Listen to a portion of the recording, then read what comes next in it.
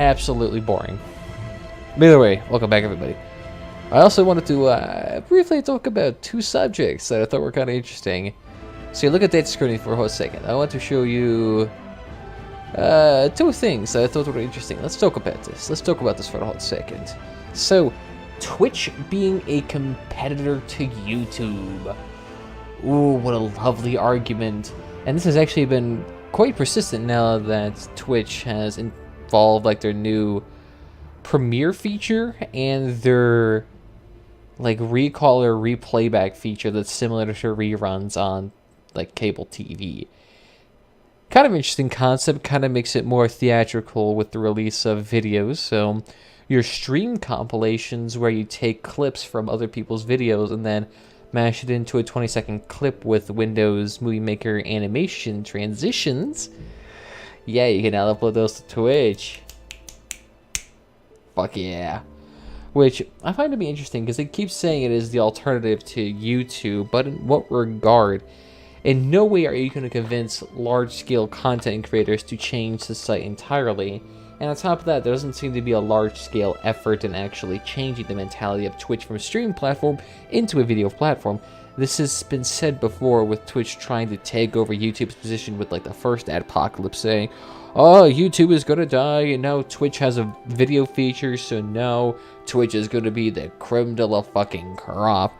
And yet, if you look at just simply Twitch's numbers when it comes to videos, so say if we popped open here,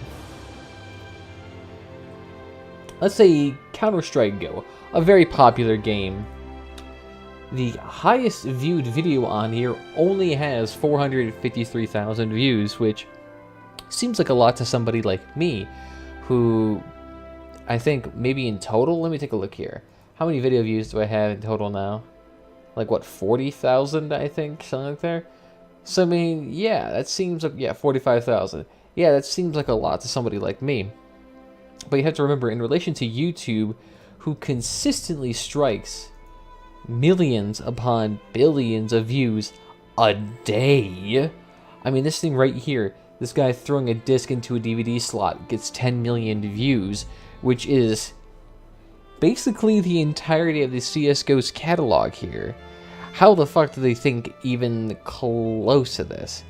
They just simply don't have the numbers, first off, so there's clearly not... Sorry, but, like I said, there's just simply no absolute, I wouldn't say viewership, but there's definitely not the numbers there to support that Twitch will become the new YouTube policy. But there's also a more glaring issue, besides the fact there's not a lot of enthusiasm for Twitch's video section. There's also the issue regarding, how would I say, I don't want to say content stealing because that's another issue entirely, but there's the issue regarding how they present their videos, because if you go to browse, there actually isn't even an option to view videos in general. You actually have to specifically click on this and then go to videos, and then you can start doing that. But considering that you have to do 3 clicks to go to an obscure tab to find videos and it's not easily integrated, or there's a tab for that shit, it kind of makes it difficult. With YouTube, it's a video platform that integrates streaming into it, so they promote streaming first and then have a huge catalog and options for videos. There just really isn't a way for somebody to actually view uploaded content, to view stream archives, to see all of these in a nice fashionable sense. If somebody, say, wanted to watch my last stream, they would have to personally log into their account, go to their following page, or search my name, click on my channel, then go to my channel and search for the specific stream they want.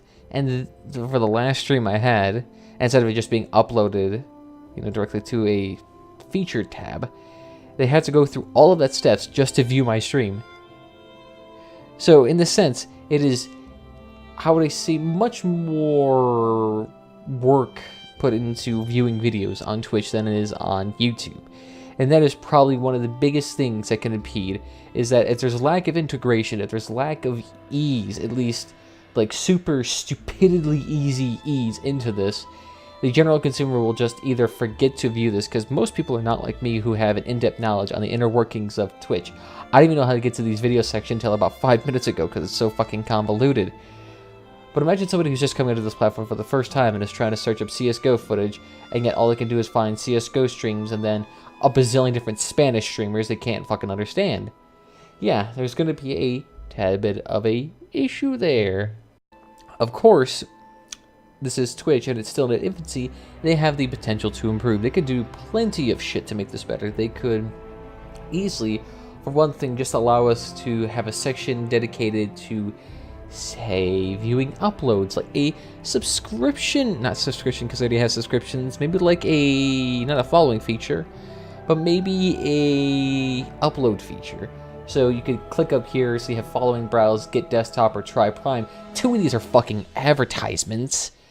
But seriously, if they just put an upload tab here that just gives you the uploads from the channel you follow, along with maybe a list of their, how would I say, posted content. Because you have the home page, but it doesn't show you uploads. It just shows you, recommendations, but then updates to certain streamers. So you still do not have an area where you can view dedicated content for uploads. You have to go to browse specifically, go to a game, and then you can't even do that for this thing because it's variety streaming. But go to League of Legends, and then you can go specifically to videos, and then specifically click up uploads. And even then, you still get a shitload of streams as opposed to actually edited content. Is that seriously a tit thumbnail? Twitch, I am disappointed in you. But that actually leads me fucking spectacularly into my second topic, tit streamers. That's like the only controversy Twitch is embroiled in, because I feel like that's the only thing people want to fight over. But tit streamers. Now, if you don't know who Casey Tron is, she made her name back in the day for basically being, I would say, one of those intentional trolls that act super stupid type of deal. And she also had the extremely obvious sexual element to her stream, because for the vast majority of the time I've known her, she used the Brazzers logo and had size, what would they be, FKs? Hanging out with a low-cut top? I mean, clearly obvious, but let's read her statement here really quickly. If you are a female considering getting into streaming on Twitch and don't have any reservations about wearing revealing clothing, if you want to, you're going to get called a tit streamer and a cam whore by this community no matter what you wear, because a lot of them are inherently sexist. Besides one being an fucking obvious bait. But the thing is that I really don't see this being a prevalent issue per se anymore, because the thing about tit streamers, for the most part, the immoral aspects of it, the problematic side of it, has been dealt with. Twitch does have actually have rules against this, against obvious nudity or promiscuity rules like this.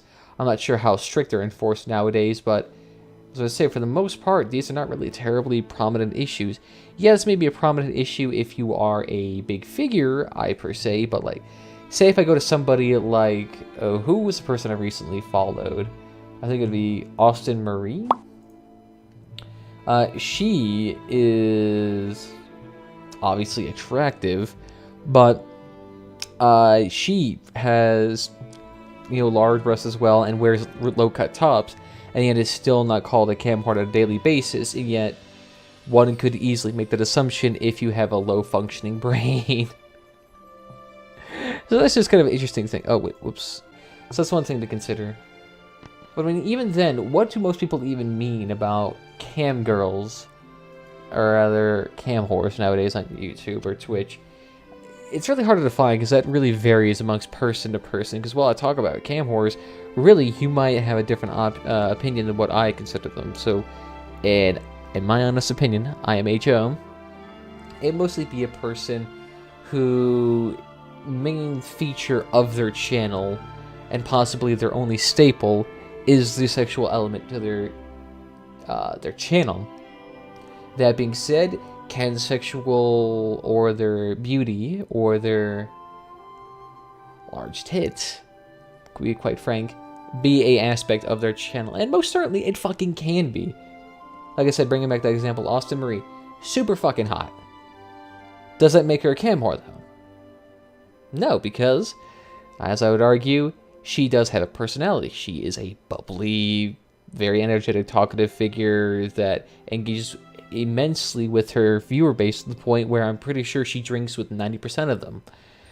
So at that point, you have to consider, well, is it really a staple, or rather, is it the most prominent thing that her channel is about her sexuality? And no.